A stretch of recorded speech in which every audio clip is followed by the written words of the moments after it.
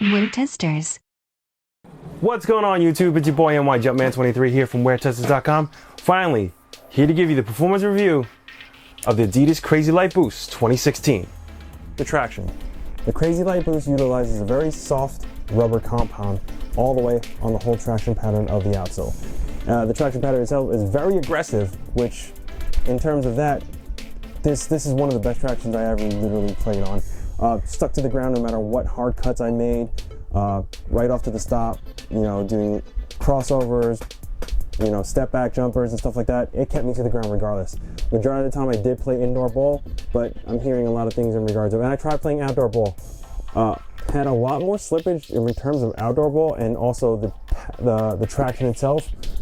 Generally, if you play outdoor, will wear down extremely quick. So I would mainly use this particular shoe for outdoor. This is pretty much on par with the KD9 traction. As much as I dislike the comparison, one of the top-notch traction patterns I've utilized, if not one of the best. So salute to Adidas for making a lot of waves, a lot of changes compared from the CrazyLight Boost 2015, where pattern was good, but the durability in regards to the rubber compound on the traction just wore down after about 2 weeks. This one, if you play indoor, probably will last you a much longer time basis. So this is one of the best tractions I actually ever played in. So now, onto the cushioning. Boost, a whole lot of boost. Full length boost to be exact. First of its kind to be utilized in an Adidas basketball shoe. We've seen forefoot and heel boost on the Adidas D-Rose 6, which is one of the best performing shoes as if you've seen from Nightwing. But in this particular model, full length boost, you think $120? Holy crap, that's a steal. It is great, particularly for guards who like to stay close to the ground, do a lot of hard cuts, hard turns and stuff like that, but need the minimalistic impact, especially on the heel and forefoot when they jump off and do a lot of curvy turns. It's great. But for a big man like myself, playing in the post, grabbing rebounds, trying to jump up as high as I can, or whatever left of high jumping ability I have left, but upon landing, the forefoot is quite firm in regards to the bounce back cushioning.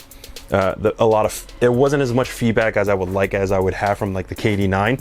So the cushion setup is good, not particularly great, not for a person like me as a big man playing in that basis where I need as much impact protection, as much feedback upon impact from the cushion setup itself. Next up, onto the materials.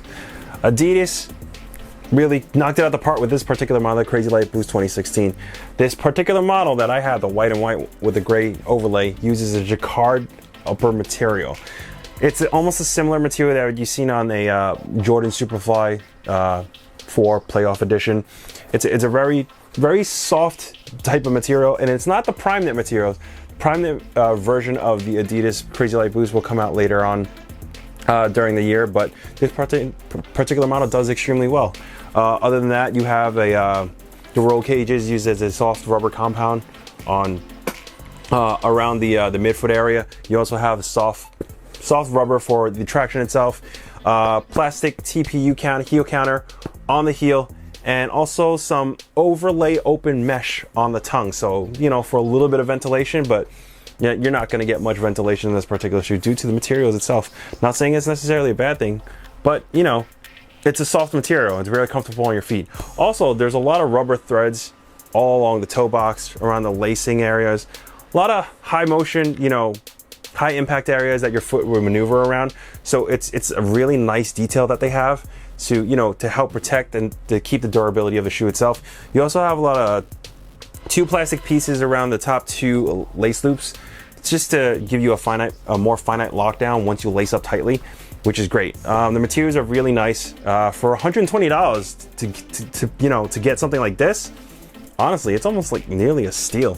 So great job by Adidas for utilizing this. So shout out to Nick Diber, who is the core designer for this particular shoe. Now, on to the fit. Now, this is the part where I had a major disappointment. Where do I go with my ask? Well, first and foremost, I went with my natural size 13 when I first bought it. Tried it on, played on it. I was like, worked fine.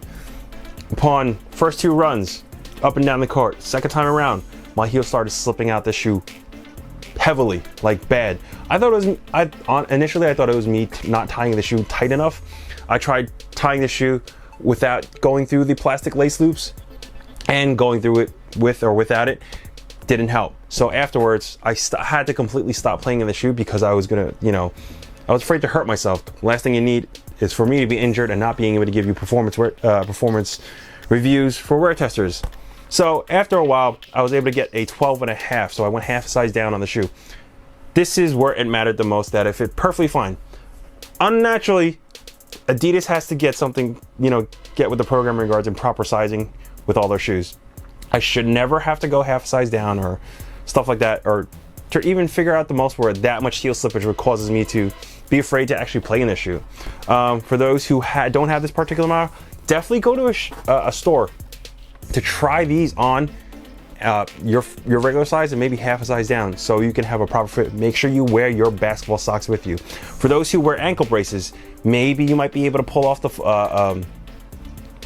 the true to size, but do bring your ankle braces with you to try on in store. So I mean, I went with the ankle brace sleeve from McDavid. I went with my half size down and it fit perfectly fine. For those who went true to size, when I tried the true to size version, I tried the Adidas Speed Wrap, Speed Form Wrap, which is the same thing that D-Rose uses, the ankle brace. That fit fine on that true to size because it utilizes a lot of space to, you know, cover the factor of my heel slipping from the back.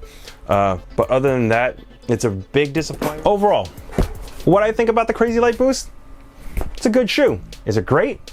There's a lot of improvements that it could work on. First and foremost, the sizing in particular. Second, more likely the cushioning. I prefer to have a slightly bouncier feel, or more, especially on energy return upon impact when my feet land on the ground. So materials are nice. I'm hoping to try out maybe the Prime Knit version, maybe cut down the weight of the shoe. The weight of the shoe is more heavier than usual on a particular basketball shoe. Not necessarily saying it's a bad thing, but all the materials and the design factors utilized on the shoe made the functionality of shoe work really, really well. So this is something I could, you know, I definitely would recommend for some of you guys, especially the guards that like to play low to the ground, do a lot of hard cuts and stuff like that. And like the, not saying it's minimalistic cushioning, but it has proper cushioning needed for those who like to play a proper low to the ground floor game. But particularly, you know, those are guards. For big men, it's something to maybe try out, but if you need the type of cushioning setup that gives you a lot more feedback, this is something to maybe turn away from and try something else. Overall, jacquard upper, you know, nice rubber compound material for great traction. Full length boost for $120. I don't know, can't ask for really more for that price. For the amount of technology and materials utilized on this particular shoe, I could say honestly say it's a steal so far this year in 2016. Adidas, the 3 stripes really did a great job on this particular shoe. Well guys, that's it. That's the performance review of the Adidas CrazyLight Boost 2016. Make sure you guys like, subscribe to the video, share it, tweet it out to your friends, put it on your Facebook, hit it up on Pinterest, whatever social media you use. If you guys have any questions, you can hit me up on Twitter, NYJumpman23, or Instagram, NYJumpman23, or leave a comment down below in the comment box. Secondly, if you guys need to find out where to buy this particular shoe, I will leave links down there in the description box. Other than that, that's pretty much it. Hope you guys enjoyed it. This is NYJumpman23 from WearTesters.com signing out. Peace.